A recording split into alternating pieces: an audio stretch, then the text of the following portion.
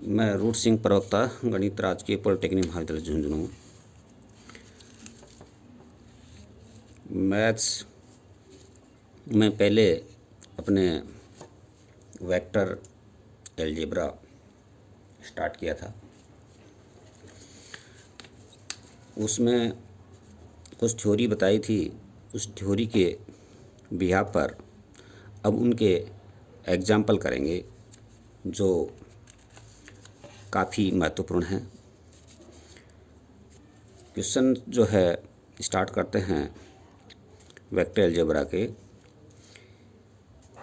यदि दो इकाई सदिशों ए कैप और बी कैप के बीच का कोण थीटा हो तो सिद्ध कीजिए sine theta upon 2 equal to 1/2 modulus A cap minus B cap. A cap minus ये बी कैप। कहने का मतलब ये है इसमें कि दो यूनिट वेक्टर हैं, ए कैप और बी कैप हैं, इनके बीच का कोण थीटा बोल रहा है।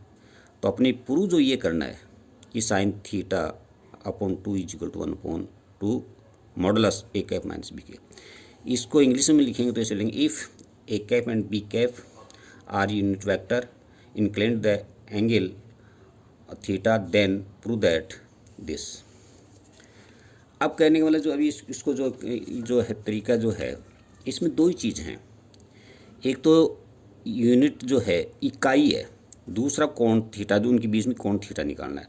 तो इससे भी यहाँ पर अपन निकालेंगे। तो सबसे पहले क्या करेंगे कि ये करें तो इकाई सदिश है, मतलब ए कैप और बी कैप दोनों क्या है, इकाई है। तो A cap is equal to 1 is equal to B cap, ये एक समीकरण एक हो गई।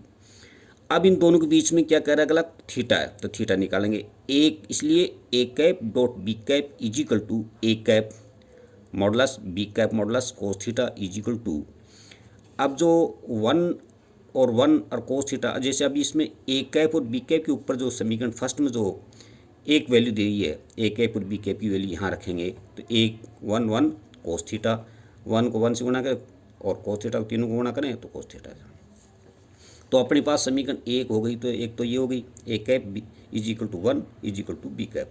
दूसरी जो A cap minus B cap dot का जो निकाला उसका वैल्यू आई कोस थीटा। अब आगे देखते हैं, क्योंकि अपने को जो प्रूफ जो ऊपर है मॉडुलस वाला, ये जो मॉडुलस वाला इसको अपन देखते हैं।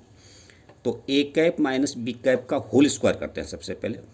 अब होल स्क्वायर मॉडुलस को अपने एक छोटे ब्रैकेट के रूप में लिख सकते हैं। फिर है equal to A cap square plus B cap square minus 2 A cap dot B cap. इसको होल स्क्वायर खोलेंगे तो ये आएगा। अब ऊपर जो है अपन जो है वैल्यू इसमें रखेंगे इजिकल टू, ऊपर जो समीकरण और एक दो से रखेंगे तो आ जाएगा equal to 1 + 1 minus 2 cos theta, क्योंकि A cap dot B cap की वैल्यू कोस थीटा है और ए कैप और बी कैप जो है इनकी वैल्यू 1 है। फिर इजिकल टू एक एक दो हो गए, दो यहाँ भी है, दो कॉमन ले लेंगे तो ये आ जाएगा equal to 2 1 minus cos theta is equal to 2 1 minus 1 + 2 sine square theta by 2। इस कोस थीटा को है हाफ एंगल में चेंज किया तो 1 माइनस 2 साइन स्क्वायर थीटा होता है, लेकिन माइनस पहले से, इसलिए -1 + 2 sine square theta is equal to. अब एक ये प्लस का एक माइनस का ये कट गया तो ये आएगा 4 साइन स्क्वायर थीटा बाई 2। अब अपने को देखो ये जो वैल्यू जो ये है अपने ये प्रूव ये करना है, तो इसलिए इससे साइन स्क्वायर थीटा बाई 2 है, तो ये जो स्क्वायर है तो इसको इधर ये साइन स्क्वायर जो है साइन स्क्वायर ले लो, और ये इसका जो 4 का वर्गमूल निकाल तो 2 हो जाएगा, और इसको नीचे ले लेंगे तो 1/2 A cap minus B cap का होल। क्योंकि देखो स्क्वायर यहाँ भी है, इसका मतलब ये है इसमें A cap minus B cap का होल स्क्वायर। अब अपने को निकालना है साइन स्क्वायर थीटा बाई 2 जो लिखा है ना, उसको साइन स्क्वायर को हटाना है, इसलिए sine theta by 2 equal to 1/2 A cap minus B. ये सबसे इंपॉर्टेंट क्वेश्चन है, इस पर याद रखना। नेक्स्ट है क्वेश्चन, लैम्डा के किस मान के लिए सदिश 2i + λj + k और 4i - 2j - 2k परस्पर लंबवत है।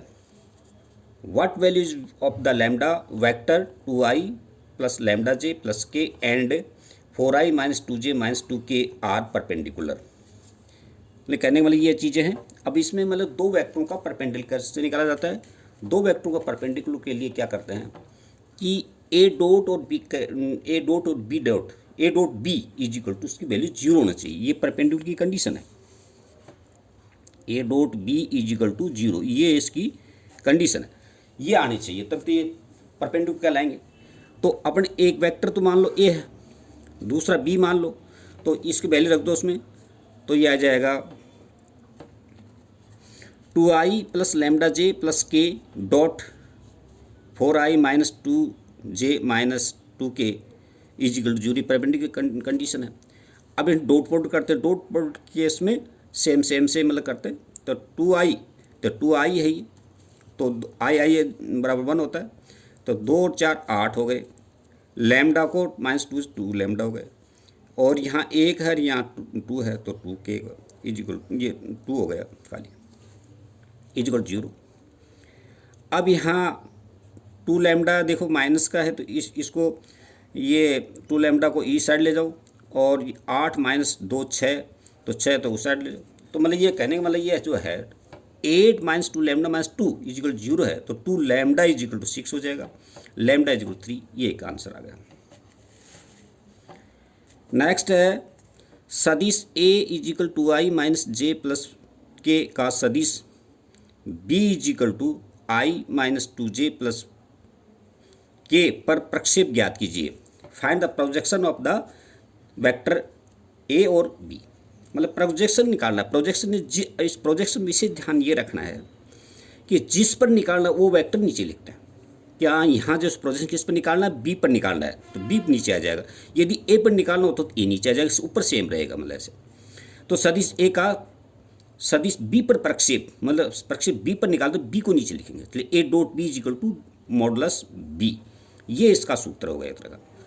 तो ये आ जाएगा is equal to 2i minus j plus के dot i minus 2j plus k. अब ये मॉडुलस निकाल, रूट जो है बी का खाली इसका 1 का स्क्वायर, 1 हो जाएगा, 2 का 4 और 1 का 1 इज इक्वल टू। अब ये आ जाएगा 2i और माइनस नहीं सॉरी 2i और i को गुणा करते 2 हो जाएगा, माइनस जे और माइनस 2k को गुणा करेंगे तो 2 हो जाएगा, k 1k और k 1 का तो 1 हो जाएगा।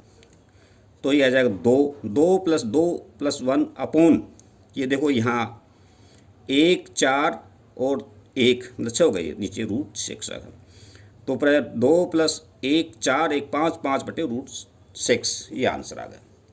मतलब प्रोजेक्शन के अंदर केस में ये ध्यान रखना है, जिस प्रोजेक्शन निकालना उसको नीचे लिखते हैं और ऊपर डॉट दोनों वेक्टर कर देते हैं। नेक्स्ट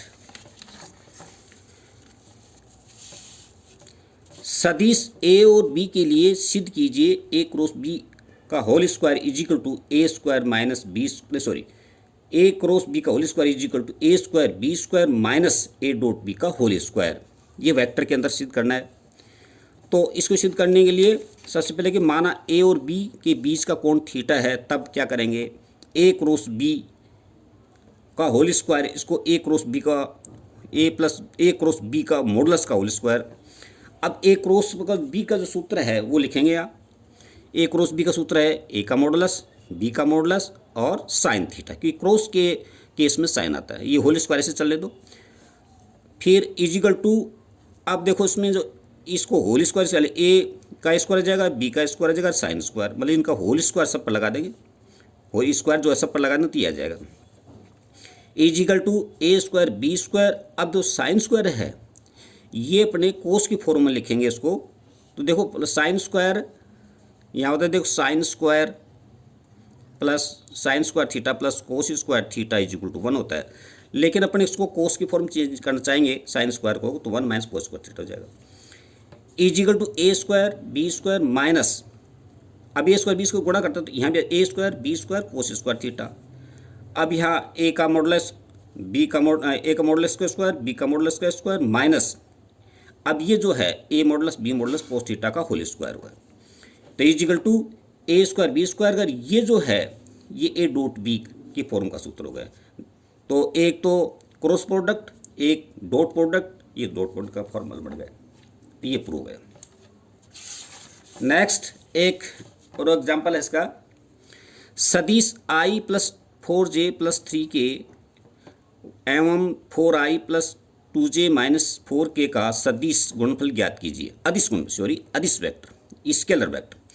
कहने मतलब इसका है कि find the scalar product of the vector i plus 4j minus i plus 4j plus 3k and 4i plus 2j minus 4k।